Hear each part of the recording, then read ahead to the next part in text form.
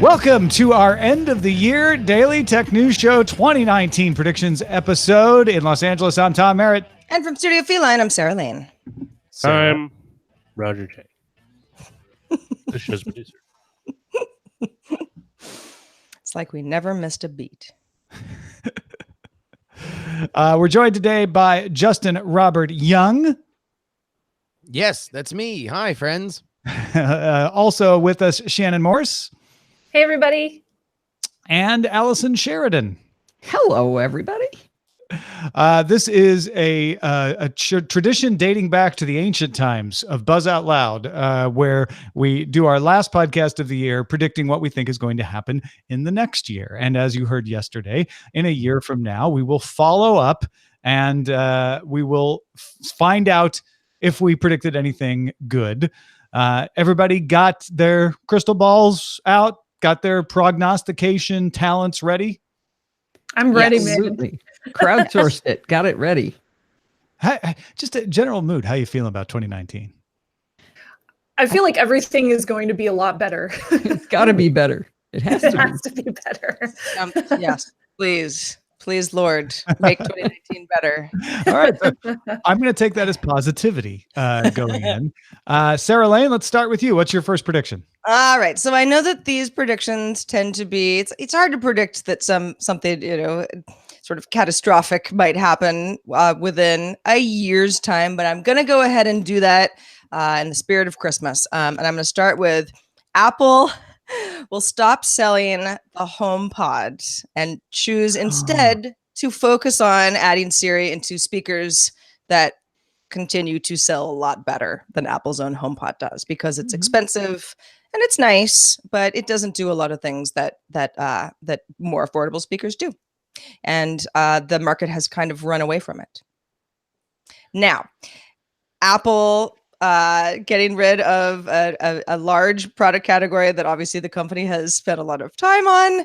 That is a pretty far-fetched prediction, but I'm sticking with it. Well, and also there's certainly a fairly full graveyard of Apple speakers already, right? Like the hi-fi. It'll go sit on the shelf with the hi-fi.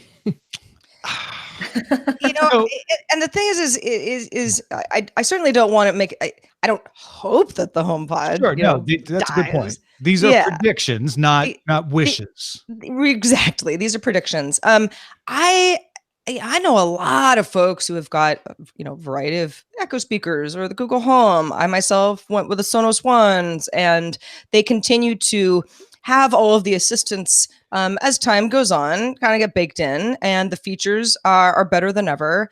And I don't really know that many folks who have HomePods, and some of these are diehard Apple folks. I am one of them. And it just feels like a product that is not, it's just not where Apple should be going. Particularly, they'll get rid of it because it's not catching on. Yeah, because it fails. Well, and look, it was either too early or too late. Apple has made their brand on waiting until products have stabilized. The markets for products have stabilized, and then doing the thing that the stable market couldn't, right? And either you're going to look at the home speaker situation as, okay, well, then they were waiting until speakers had kind of commoditized. Everybody wanted to buy a speaker. They wanted some other functionality to it. What Apple could bring in was amazing sound and integration into your Apple ecosystem. The problem is that while they were sleeping, the Echo took over, and then Google very quickly made themselves a competitor there and built a very robust ecosystem for what you could do with those assistants. So by the time that the HomePod came out, it wasn't a good assistant, and it was kind of comparable to the sound quality that you could get from other high-end speakers if you wanted to drop a lot of money. Yeah, Apple's notorious for reinventing a category that already exists and then sort of making it seem like they invented the category. I mean, look at the iPhone. Sure, there was lots of smartphones by the time the iPhone came around, but it was new and cool and did things differently and changed the category. The HomePod, yes, you might say it has exemplary sound, better than all the rest, but it's also more expensive. And I just don't know that many folks, you could even, I don't know, compare it to something like Tidal's music service. Some folks care. Some folks care about having the best audio quality, period, and will pay a premium for it. But I don't think enough people will in this situation. Well, I think another thing they did while Apple was sleeping was Amazon was putting the Echo Dot into like Cracker Jacks boxes, right? I mean, Yeah, right. Everything. But that, I guess, is half of Sarah's prediction, right? Is that Apple will want to put Siri in more Cracker Jack boxes, and that I don't know whether or not they go there. They have been very weirdly proprietary with Siri, considering the fact that she's maybe not the best. Really, the best thing that you can say about Siri is that she plugs directly into your Apple ecosystem. But in terms of voice recognition, in terms of a lot of that kind of stuff, the places where Siri is, like Apple TV and some other stuff, I don't know if she's really used all that much, or at least used in the same kind of way that the Echo is, or the Google Home is. Yeah, I know Sarah's prediction is on solid ground. My instinct is that Apple won't want to allow anyone else to have Siri. You're right. And I think you might be right that they get rid of the HomePod and come out with something else. They reinvent it and say, oh, the HomePod, forget about that. Never existed. We've always been at war with East Asia, and the new Siri Pod is, of course, the best thing. I don't know, something like that might be happening. I almost think that they're going to set out the entire voice assistant thing. At this point, we are at a point where now, like was pointed out, they're going to be in the industry leader is going to be in a $30 microwave. I don't know if anything of that value is what Apple wants to get into, nor do I think that Siri is quite as beefy as it needs to be to play alongside those other two assistants. And Apple Music being on the Echo now, I think, is a sign that Sarah's pointed in the right direction here. Yeah. Yeah, I mean, the most excited I got about Siri recently was hearing that I could use Siri to launch Google's Assistant, which is better. On my phone.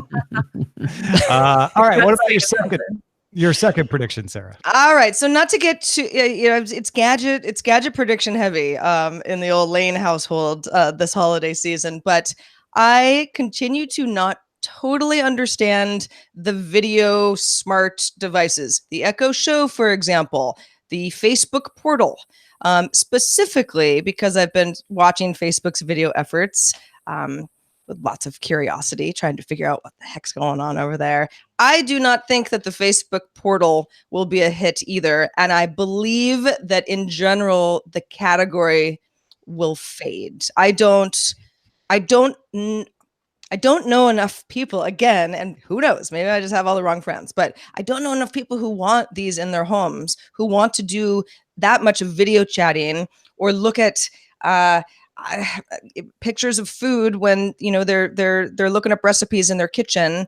And I know, Tom, you're probably rolling your eyes because this is actually something that you do with your Echo Show.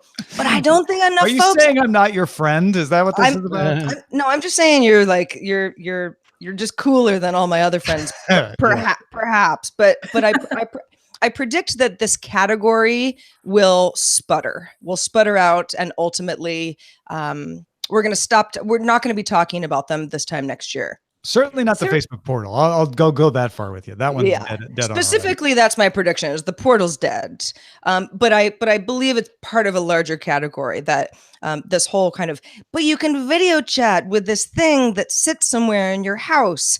Just it makes no sense to me. Well, and I thought the same thing. Like my answer to that would be, yeah, you've got one in your hand. You've already got your phone right there. You can video chat. Why do you need this dedicated device? But that's what I said to all the people who said that Alexa was amazing because they could walk into a room where a device was and talk to it. And I said, but you have a device in your hand you can talk to. And yet that one did work. So I don't know. Well, I would argue that a lot of these video type of devices that just kind of sit somewhere in your household, they're a lot more of a niche market. Like I could see myself using one of these when I'm getting ready in the morning and I don't want to deal with my phone. I want to have something that I can look at like right next to the sink while I'm doing my makeup and be able to watch YouTube videos while I'm getting ready and putting on my lipstick or something. But on the other hand, I could see them failing if they don't get out of this proprietary movement. For example, some of them don't allow you to play like Netflix or Hulu on them. And if they don't open up to allow a lot more of those libraries for video integrations, I couldn't see myself buying one. And I don't currently have one except for an Echo Spot, the one that you sit next to like your bed, but that's a completely different one in itself. So I think they need to open up before they'll actually sell better. I agree. I think that right now there's a very limited use case to go to some unsolicited portal criticism. Finally, they came out with an ad that was just an elder enjoying a moment with his grandchild, which I think should be the only genre of advertisement for this kind of device, instead of the previous ads that were all about awkward moments with your family that you can now experience in live HD video, which was the most baffling. It was the most Facebook advertisement of all time. Hey, you can forget your sister's birthday awkwardly. Thank God to the Facebook portal for that moment. I think they're all doing the wrong thing by focusing on this as video calling. It's more about what Shannon said, which is like, I can see when I ask for the weather and scan the weather. I can see a video of a trailer. I can see things. It's just a screen that supports the things that are good about a voice assistant. I think that's what, if anything, keeps the category alive. That'll be it. I think for that, but I do think the video calling lives. And here's where I think it lives. Televisions. Well, see, and right. That's why I feel like this is a category. It's like as Allison said, it's like we already have it. Okay, maybe you don't want it on your phone, but my TV's mounted in the room already. I don't need another screen in there. Yeah. Maybe I think video calling stays on the phone myself, but since Justin is feeling in a prediction mode, let's move over to you, Justin. What are your predictions for 2019? I look out onto my tea leaves and I see great change, great upheaval, maybe even great pain throughout 2019. I have miserable predictions in store for the coming year. Yay. The first you will one. take a long trip. They're finally going to have to give up the ghost. Yes, Snap will sell. Bold one. prediction. Yeah. Bold prediction. Sell out? Sell to whom? Now, this was, don't bait me, Lane. All right. This was my problem with last year's prediction. Where I needed to make 15 different qualifiers. I'm going for the hits this year. I'm not going to say whom. Because I don't know, although you would certainly think that either Facebook or integration into Instagram or something like that would be a possible way to do it, or they sell to some other VC firm that wants to try to reintegrate them or reshuffle their business model. Here's the problem for Snap. Advertisement in general is falling off a cliff. They've never been able to figure out how to integrate their very unique product into advertising in a way that scales. They wanted to sell these big packages where they would have these gigantic advertising companies come in and buy and spend a bunch of money, and they'd integrate and make all their little things. That doesn't scale. AdWords scales. Facebook words and terms scales. Amazon advertising scales. This doesn't. They tried to pivot into devices, and they wound up making a set of glasses that point the wrong way in terms of how much their users really want to use their product, in that it faced out and not as a selfie. So I think that their market cap is shrinking enough that they are going to be ripe for the picking. And since they're a photography company, obviously Canon will buy them. Yeah, exactly. Kodak. What you mentioned Facebook and Instagram as two possible suitors, right? Yeah. And I think that the main, if you look at Instagram, it's like Instagram just did what Snapchat did, which is something that Facebook and all of its entities do on a regular basis with varying Degrees of success. Degrees of success. Yes. Thank you, Tom. Sorry, my dog is trying to get on the show right now. But he has really bad predictions, so we'll just go ahead and skip his segment. But I think it's, what would Instagram even want with Snap at this point? You still read all of the the polls of 90% of teens still use Snapchat more than, and then Instagram's the second. But I think that those numbers are probably so overlapped. I don't know what Instagram and to maybe a slightly lesser extent Facebook itself would even want with Snapchat's user base, even though it's still really big. No, Facebook has Instagram. They don't want Snap. I don't think it makes sense for them to buy Snap. Apple doesn't want Snap because they're not good enough for Apple or cheap enough to be an acqui-hire. Google maybe acquires them? Google. Look, I mean, whoever's going to do it, Snapchat needs a new coat of paint, and they got to figure out a way that they can make advertising work for them in a way that they really haven't been able to. Sarah, you were absolutely right. Part of the story of 2018 was the fact that Instagram totally stole Snapchat's thunder. And the reason why is because they built a better version. They did things that frustrated Snapchat fans wanted to do. Easy tagging, easy ways that you could communicate and send between the people that wanted to do it. It was just, and then Snapchat responded by making a complicated UI even more complicated. I know where Snap fits perfectly. Where? Verizon. Oh, you mean why? Yeah. Why not? Why not buy Snapchat? So that is my prediction. Snapchat sells. All right, let's go to your next prediction. What other misery will accompany us in 2019? More dark clouds moving around. I see a premonition as a lightning bolt strikes from Washington, D.C. to Seattle, Washington. I think that Amazon gets hit with an antitrust suit in 2019. Ooh, that's a good one. That is a good one. And anywhere worldwide, right? It could be Russia, China, Europe, US, wherever.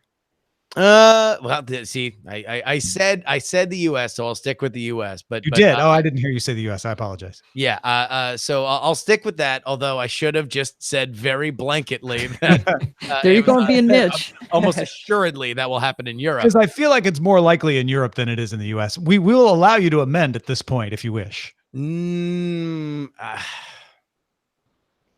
I won't go for the layup. All right. I think he said Washington. Taking the 3-pointer. I will go for the 3-pointer. Here's why. Amazon has played the game very much. They have learned, all of Silicon Valley companies or tech companies in general have kind of learned the lesson of Microsoft in the 90s. They were not going to be left undefended in Washington, D.C. in terms of lobbyists. They were not going to be left undefended when it came to understanding where the political headwinds are. They are appearing at all of these Senate hearings, as much as, I mean, maybe it's not as much as some observers would like, but in general, they have been conciliatory and then duly showed up in DC to eat their poop on live television. But I think that Amazon has put themselves in a very uniquely actionable position, as we've discussed on this show many times, that they are running a mall with a flea market in the middle of it, as a wise man, Tom Merritt, once said metaphorically. They have put themselves in enough position, and they have been aggressive enough in how they've tried to, in their mind, enforce ban evasion. If they say, okay, well, you can't sell to us using these kinds of practices. And then they're like, oh, fine. Well, then we'll sell in your flea market. Oh, no, you can't do that. Somebody is going to, I don't know whether or not it will be successful, but I believe that some kind of antitrust thing will be brought up, even if it is settled in short order. So you're going with only it'll come up, but not that it'll actually go through? Well, no, because I think that it'll be something that Amazon is deft enough that they can settle, right? Like they charges can be filed, and then they can figure out a way to they can figure out a way to get around it or mitigate some business practice or say that from here on out we won't do this and we'll pay this kind of fine. But my prediction is that there will be some kind of complication, considering that they are such a gigantic player, and we are now moving into the political viability of prosecuting tech companies from a political point of view. Not even to say that it's something that is right to do. I'm just saying that right now, when specifically as move into a presidential year, as a lot of people who are in sitting office are now looking to show that they will be tough on tech. If they were in the White House, this might be a way to do it. That's actually going to be hard for them because they want to be seen as tough on tech, but they love big business, right? They don't love how they Bezos, though. Well, I mean, look, it's again, there is a tremendous amount that can be done for, saying you screwed up here. Now settle with us and we can move on. that is the way that everybody wins. Actually, as a revenue stream, that's what they'll do it for. Yeah, right. Hey, I think that you will get this right in Europe. I'll be curious to see if it happens in the US. I think it's possible. So I appreciate the high difficulty level. Well, number one, saying that any company will face an antitrust suit. I know it's kind of too easy. I know what you're saying. Yeah. Let's move away from the death and destruction of Justin's predictions. Shannon, can you bring us any light? Well, it depends. It depends on how you feel about governments. So my first one has two parts to it, kind of similar to one of Sarah's as well. And this one actually kind of coincides with one of Justin's too. So I think that first off, we're going to see major tech companies get hit with very large scale fines from GDPR, finally. And if you remember the GDPR, the fines for that are 4% of annual global turnover or 20 million euros, I believe that is in. So it's pretty major fines. Of course, those could be seen as rather small for a large company, but that's why they have those two options, the 4% or 20 million, whichever is greater. Higher. Yeah. Yep, whichever is greater. So I feel like given we've seen so many security breaches with companies like Facebook and, you know, all sorts of other companies that did have to do with European citizens, we're going to finally start seeing those fines start to occur. And to go along with this one, I also think that we're going to start seeing privacy regulations for the tech sector that sweep across more countries than just the EU's GDPR. I think that that's going to create a lot more regulations across more countries, especially since we're seeing a lot more maybe paranoia as far as cybersecurity is concerned, and a lot more of that butting heads between companies too, which we've seen this year. So I think that that's really going to be something that we see a lot of, is regulatory powers with cybersecurity happening next year.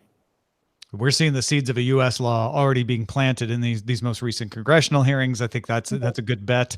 And Facebook looks to be first on the chopping block for a GDPR fine, right? So it's not impossible that happens pretty fast out of the gate. Although we'll see. I think this is a pretty, I wouldn't say a safe bet, because that makes it sound like it's too easy. But I think it's a good call.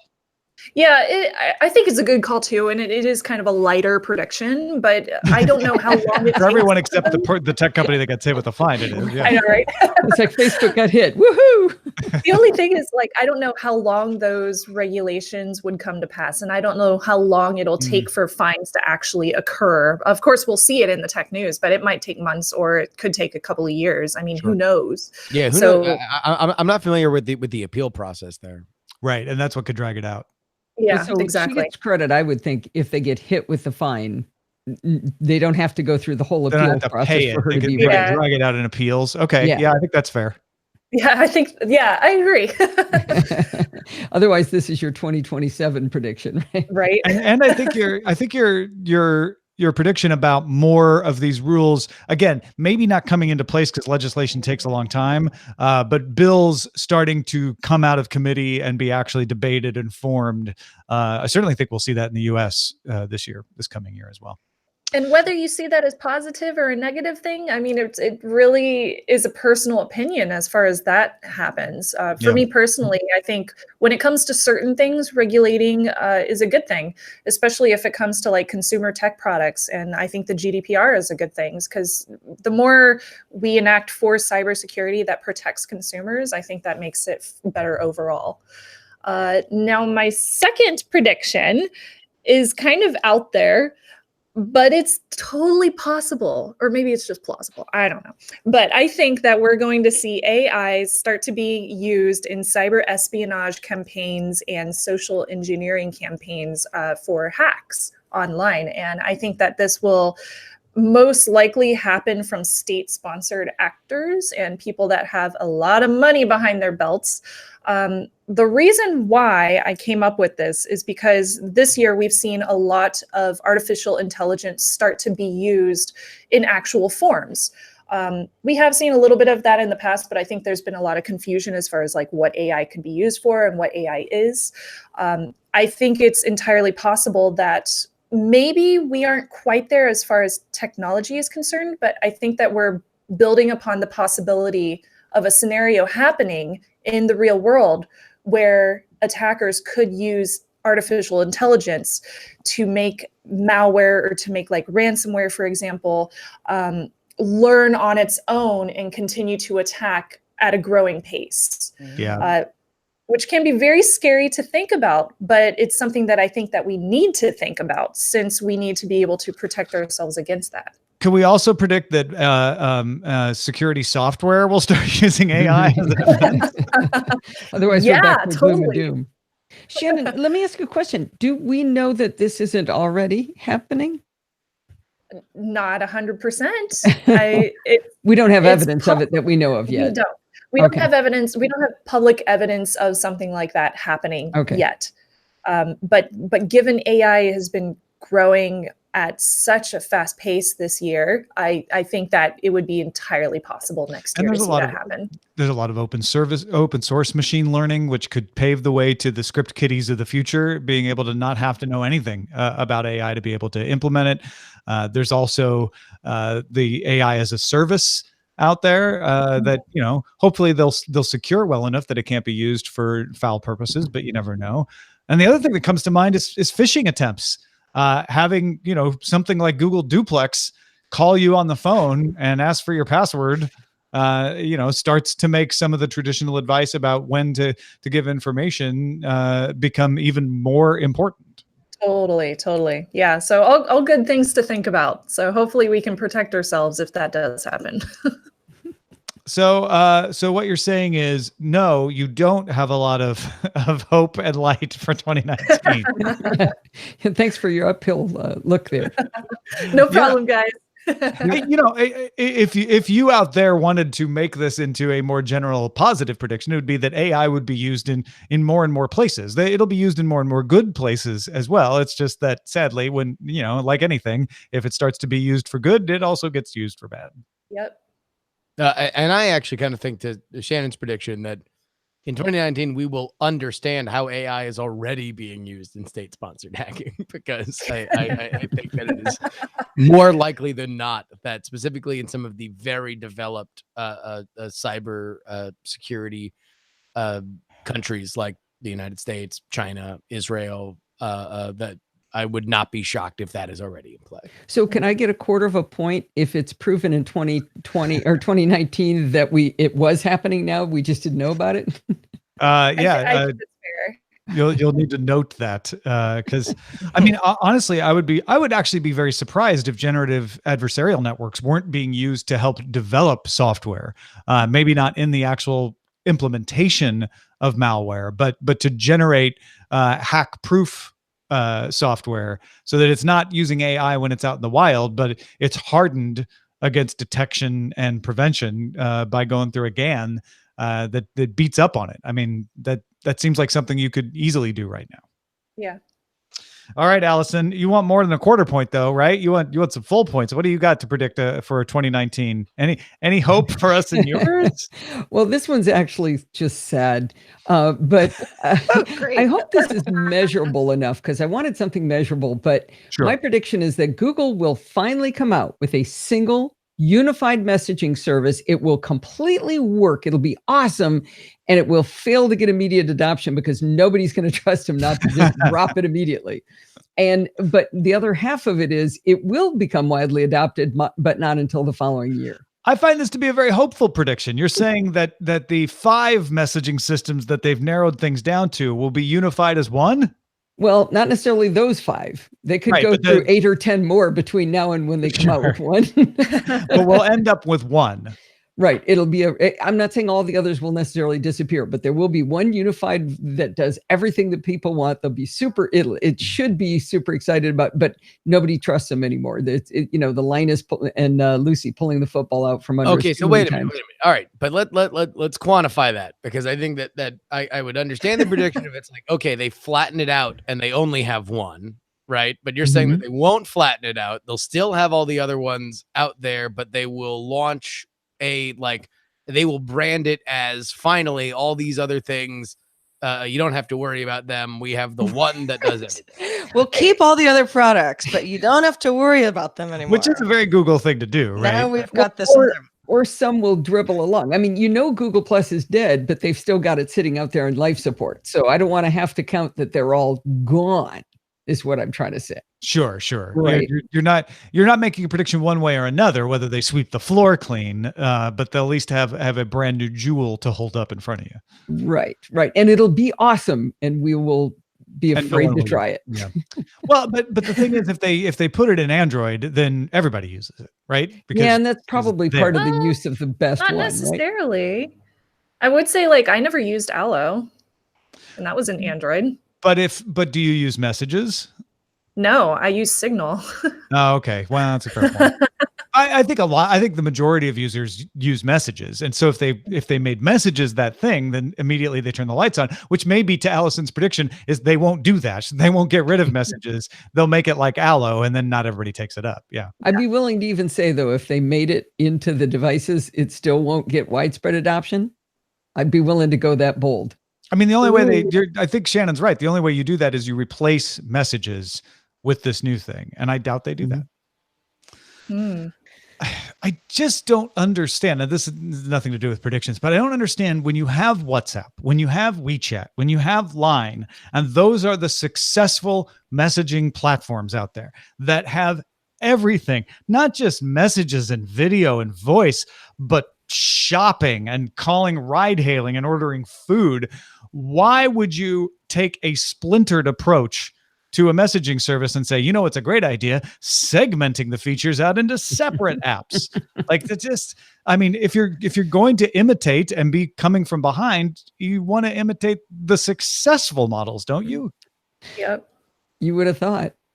I mean, to me, that's what Facebook did fairly successfully with the product of Facebook Messenger. Oh, yeah. The problem was it was just Facebook, which I had very little interest in having more of a hook into, and also people that reach me on there tend to be annoying. Well, and the Facebook Messenger is a very popular platform because they did it that way. So. Yeah. All right, Allison, what's your second one? All right, this one is more interesting, and it sort of goes passing Sarah in the other direction. I believe that Apple's TV app will come to another service like Roku or Amazon Prime. Whoa. Huh? So that's sort of goes like with what you were saying, Siri inside. A little wacky. No, out there. Like when you say Amazon Prime, you mean the Fire TV, right? Well, I wasn't exactly sure how to say that. So it could come to the Roku devices and all the Roku TVs, and that would make sense. But the Fire TV stick, I don't think is I don't know. Is it even a big enough market to be worth their trouble to do that one?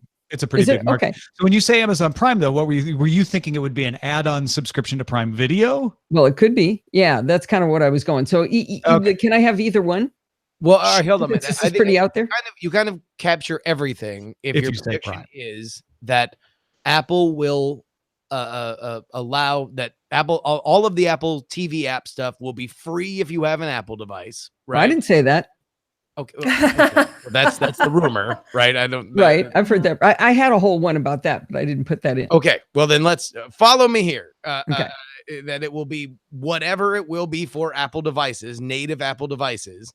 But then instead of making it a lure to get people into their ecosystem, they will also allow it to be a subscription service on non-Apple devices. Yeah, I think that's a good description of it. So remember, the definition of their ecosystem changes over time. I mean, the Apple TV is a great device and everything, but I don't know that it's setting the world on fire. So if their real ecosystem is services now, right? Mm-hmm. So maybe that is sucking them into their ecosystem if you get them into one of their services. Yeah, and the precedent here is Apple Music. Apple Music came to Android because Apple wanted to get people in the tent with the idea that, maybe if they love Apple Music enough, eventually they'll switch over to using an Apple device as well. And as you say, as the emphasis becomes on services, not just devices, there's a little less pressure for the device to be the end game. You can say, hey, you know what? If Roku people are subscribed to Apple TV, then that'll be the thing. And maybe Apple Music is even part of a subscription like that on a Roku, so you get it all. Well, and remember, the Apple Music is on the Amazon Echo now. Another example. Yeah, right. Exactly. So not as out there as it sounded at first, is it? I don't. It's really hard to imagine a world where Apple just puts a device out for a non-dominant competing service. And by non-dominant, I mean they did iTunes for Windows because 90% of computers had Windows. They're doing Apple Music for Android because 90% of phones have Android. Roku is not quite in that same position. It's certainly not as dominant in the space, and the space itself is still kind of small. So those are my natural objections, is like, oh, but would they? I think you make a good case that as they are changing, yeah, maybe they would. Here's the only thing, and this might be me just prioritizing my own headcanon when it comes to what Apple's strategy is. But I really think it feels like an Apple plan, specifically once you read those rumors about them wanting to tone down the super objectionable content of some of their original programming, that it was going to be a loss leader to get people into their ecosystem and bolster them selling their Apple TV, even if so here's my thought. What does putting it on Roku for a price get them that releasing a $99 Apple TV stick doesn't? It gets the Roku. It gets the same thing that Apple Music on Android or Apple Music on Echo gets them, which is a recurring revenue stream. Sure, I mean, yes, but would they rather sell a bunch of $99 sticks that then get them get people into that ecosystem and used to that ecosystem, and now gets them all the money that they'll ever spend on video rentals and other stuff like that, and any kind of subscriptions that they want to buy while they have the stick, or do they want to get that, let's just say $9.99 a month? And do we know whether or not they're going to have the kind of horses that make that $9.99 and yet another recurring subscription worth it for people? So does my prediction only count if it's smart, though, Justin? No, because mine almost historically universally crash and burn. So I have no credibility. You're trying to save me from myself. Yeah. But I do. I think it's interesting because in my mind, that's where I think they will go. But yours, if it does not happen like that, then I would almost assuredly think that you were totally right. I'd almost see them do Amazon and not Roku even. Where they say, hey, you know what? Okay. We're building a relationship with Amazon, and Amazon has a high quality enough interface that we don't feel bad about it. Whereas Roku's kind of your bargain basement interface if you're an Apple person, right? So I don't know if we want to spend developer time creating for that. We can't make it look good enough. I could see that being the Apple objection to Roku. I mean, for something like the Apple Music app, it's like some album art and some song titles. I mean, it wouldn't. You're still going to rack up a bunch of money offering it to Roku users. I don't see why. Yeah, maybe if there's something about Roku's kind of style and that bargain basement feel that is just too beneath Apple. Okay.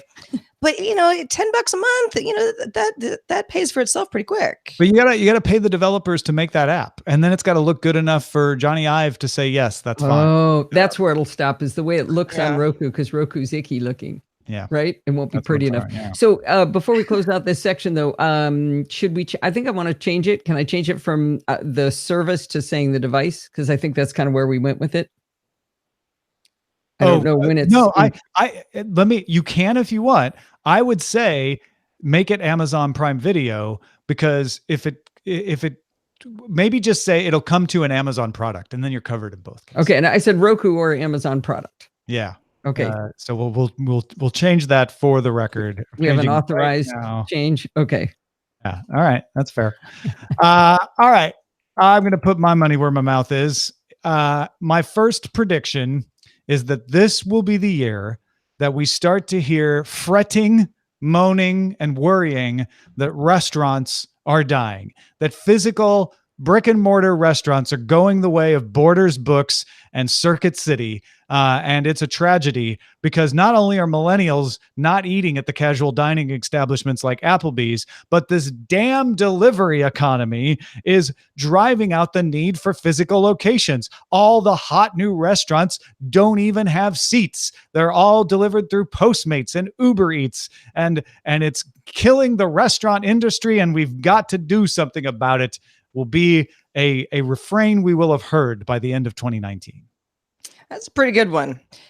You don't, I don't know if you're hearing so much hand wringing yet, but you're definitely hearing what you described. People saying, "Hey, there's this restaurant you don't even sit inside. It's only Uber Eats delivery." I mean, they exist, not everywhere, but that said, there's also a premium for getting that kind of stuff delivered, which is why I've cut down a lot on my my nightly ramen delivery that I was getting out of hand for a while. But yeah, I don't. This is a pretty good prediction, and I think that any sort of bustling, fun Main Street Square downtown area where there's restaurants and you start seeing them close, the delivery economy is going to be what gets pointed at, where people say, you see what we've done? We've ruined the town.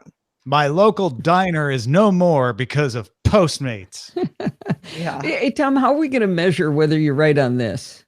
I mean, they're not all going to be gone. Yeah, no, it basically, I mean, what we do on the predictions results show is we come to a consensus. Like, is this something we're hearing, then, and everybody agrees, then yeah, but it will be columns in TechCrunch. It'll be articles on The Verge, talking about the closing of iconic restaurants, or if a big chain like goes out of business, like a Circuit City or a Borders did for books and electronics, that would be another indicator of that. Okay, so we'll begin to kill, maybe. Yeah, I just want you to be caught up with will kill. Leading edge of the wave. And like Sarah said, we're already starting to hear about this be a thing. Like, some restaurants are opening up with either limited seating or no seating, and just being a delivery organization. And I think that will continue to build this year. Yeah. Well, don't look at the Bay Area to be your analysis of this prediction, because all the restaurants here are closing anyway. But most of that is because of rental prices. Well, but I think that could drive this story. In fact, I was thinking of that. The fact that you can't hire waiters in San Francisco at some restaurants because it's too expensive for people who would work for waiter wages to live. And so that's going to push people to do this kind of thing and say, you know what, maybe we'll just go without seats. We'll go delivery only. And that might actually start the ball rolling. Mm-hmm. I have seen a lot of these kind of restaurants overseas. For example, in Tokyo, they have like limited seating type of places where they have bicycle deliveries too.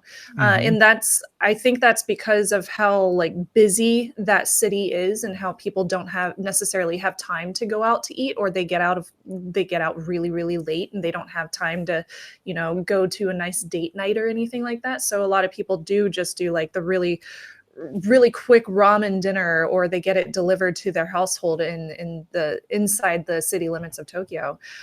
So it could be possible that we would see something like that happening here in the United States. But maybe not necessarily because of just the applications, but because of how busy we are getting as humans. Yeah. Well, on the flip side, Shannon, you mentioned high rental prices in the Bay Area, and there are a lot of places around the world that share that problem. Imagine if you were world's greatest cook. You were just going to make the best food ever. You wanted to feed as many people as possible, but there's just no way that you were going to have a nice little corner shop down, in the town square again. So you could just get something that was functional, where you could make a lot of food at high volume, figure out how to get it delivered, I don't know, buy some robots, and then all of a sudden you've got this business that never would have been possible otherwise. So there's no there, but the food's still good. Yeah. I think we're going to hear more and more stories about this for sure. And my final prediction for 2019 is that this will be the year of wearables. Not just watches, not just fitness trackers, but wearables will now become a successful category. In the past, all of the Gartner analysis, all the Canalys estimates, they're all like, well, it's pretty much dominated by Fitbit and a few others. Then it became, well, it's pretty much dominated by Apple Watch. Fitbit's doing okay, and a few others. We're going to see an explosion in this arena in 2019. We're going to see a lot more brands getting into it. We're going to see a lot more form factors being tried, things that are wearable and tie into Internet of Things with the promise of 5G connectivity, even though 5G connectivity will just start to be taking off. And we'll see a lot of unpredictable uses of this. So wearables rising as a trend finally, like, okay, looking at the wearable numbers is legitimate now, and as phones start to stabilize, wearables will be rising, but also the types of wearables will start to multiply as well. Well, yeah. So when you say wearable, that was going to be my first question. Okay, we're talking about the watch form factor, and if we're talking about expanding beyond that, we're going back to the face. That doesn't seem to work very well. None of that face is a graveyard. Well, I want my wearable eye patch. That's the truth. But it's like, what is the other form factor? Is it a necklace of some kind where you're picking up something and looking at it? What does it look like if it's something that is beyond what we think of as a wristwatch? Well, I like that Tom said they will be unpredictable, as in we are unable to see right now what they would be. Because you're right. What else is there? Will not know. I would. I'll take some wild guesses. Okay. Certainly other wrist stuff. So like we've already seen like bracelets and stuff for like sleep tracking. I think necklaces. How about this one? If we can get beyond the connotations of this form factor being almost exclusively used for people on probation and home arrest, what about a little thing that goes around the ankle? What kind of data can you do in a very lightweight form factor that we can now kind of do that maybe wasn't really possible a few years ago, that can go under a sock and be totally out of sight, out of mind? Yeah, we haven't done horns yet, right? I mean, just some horns. So if we could do cat ears, I'd be down. I was going to say some Sailor Moon ears, up there. Those are great antennas right there, Rings. I think we'll start to see some smart rings that will help you maybe do authentication and stuff. There's been versions of that touted before. I think we'll see glasses with smart stuff built in, and we'll get past the Google Glass stigma and have glasses that do less than AR glasses, but what they do real well, and they look good. I think apparel, things like shoes, jeans, coats will start to have more smarts built into them as well. So well beyond the quantified self part of what wearables are today. Right. It's going to move past more that functions. There are things you can do now that you couldn't do before because you've got these smart wearables. I do think that the limited idea, if you could take the idea of Google Glass and put them into sunglasses that was pretty much only, not even like the live stuff from your alerts from your phone and everything, but just the weather, just to like touch a button and the weather pops up in some kind of display that doesn't look like a weird CRT television from 1988, like the Google Glass solution was. I think that might be something that it's like, okay, look, if it works every time and I don't have to think about it and I have to charge it once every 3 months, and the worst thing that happens when it goes away is that it just turns into glasses that look good, that I like, then that is interesting. The question is what you can do that price wise. Well, and Canada's North is trying to do that, but the price point is $999, and people debate whether they actually look that good. But that's where they're trying to go. Yeah.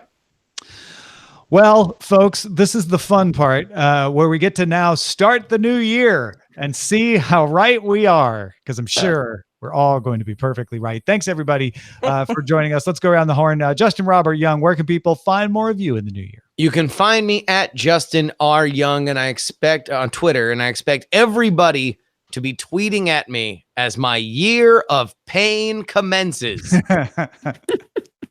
Excellent.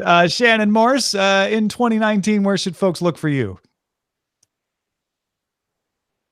You can find me. I'm at Snubs, SNUBS, and also techthing.com, where I recently reviewed a gimbal, but also over at ThreatWire, which is always my security and privacy show that's all about the news. Excellent. Thank you, Shannon.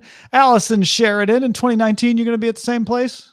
I think I probably will. You can find all of the Podfeet podcasts, tech podcasts with an ever so slight Apple bias, over at podfeet.com. And you can find me on Twitter at Podfeet.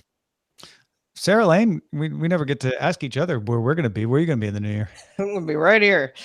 We'll be doing DTNS, Tom and Roger and everybody on our panel today, because you're all regulars on the show. Besides that, I'm also on Twitter at Sarah Lane. I'm everywhere at Sarah Lane. That's where I am. If there's a Sarah Lane, you're there. Yeah, except for a couple networks that some other Sarah Lane got first. And so whenever it's not that, it's Sarah Lane Rocks. Sarah Lane Rocks. A couple places. Pinterest is one of them, and I'm still annoyed about it. Roger Chang, what about you? You can find me at DTNS, or you can go to twitter.com/@JollyRoger, and you'll find me over there as well. I'm at Ace Detect. Good luck spelling it. It's on Twitter. You can find me the same place at Instagram. Anywhere there's an Ace Detect, it's me, because nobody else would be silly enough to take that username. And you will find us all at CES in a week and a few days. So January 6th, 7th, 8th, 9th, we'll be there covering what's going on at CES. And also in just a few days, January 2nd, we will be celebrating 5 years of Daily Tech News Show. Woo! Tim Stevens, our very first guest 5 years ago, will be back on the show to celebrate 5 years.